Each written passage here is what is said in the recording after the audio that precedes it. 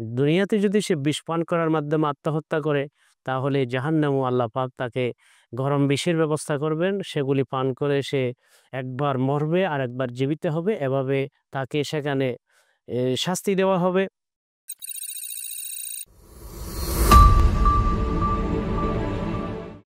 আসসালামু আলাইকুম ওয়া রাহমাতুল্লাহি ওয়া বারাকাতুহু।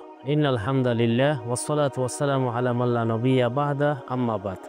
সুপ্রিয় দর্শক, মানাহিল টিভির পক্ষ থেকে আপনাদেরকে স্বাগতম। আজকে একটা আমি বিষয় নিয়ে আলোচনা করব, সেটা হলো আত্মহত্যাকারীর বিধান নিয়ে। যে কোনো কারণে মানুষ আত্মহত্যা করুক, আত্মহত্যাকারীর বিধান খুবই মারাত্মক, জটিল, কবিরা গুনাহ। দুনিয়াতেও তার শাস্তি রয়েছে, দুনিয়াতেও বিধান রয়েছে এবং পরকালেও তার বিধান রয়েছে। দুনিয়ার বিধান হলো যে তাকে মানুষ ঘৃণা করবে এবং সেটার বহিঃপ্রকাশ হিসাবে সম্ভ্রান্ত ব্যক্তিরা, ভালো মানুষরা তার জানাজায় শরিক হবে না। কেননা মহানবী সাল্লাল্লাহু আলাইহি ওয়াসাল্লাম আত্মহত্যাকারীর জানাজার মধ্যে তিনি শরিক হতেন না, বরং সাধারণ সাহাবীদেরকে বলে দিতেন, তোমরা তার জানাজায় শরিক হও, আমি শরিক হব না।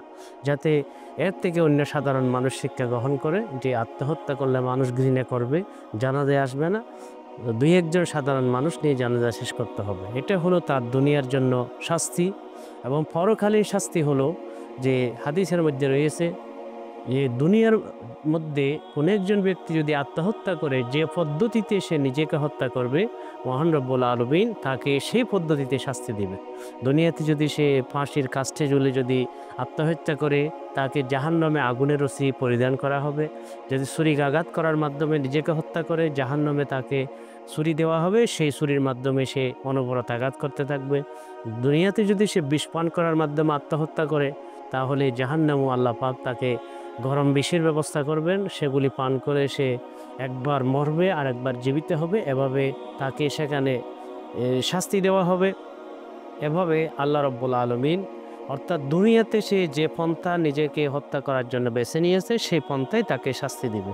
এবং আত্মহত্যাকারীর ঠিকানা জাহান্নাম। তবে এখানে একটি বিষয়, সে কি চিরস্থায়ী জাহান্নামী হবে নাকি অস্থায়ী জাহান্নামী হবে? সাধারণত যারা খারেজি, মুতাজিলা, ইসলামের প্রাথমিক ভ্রান্ত দল যারা ছিলেন, তাদের একটা ধারণা যে যারা কবিরা গুনাহ করে তারা ঈমান থেকে বের হয়ে যায়, সুতরাং তারা স্থায়ী জাহান্নামী হবে। এবং কবিরা গুনাহকারীকে তারা স্থায়ী জাহান্নামী মনে করে।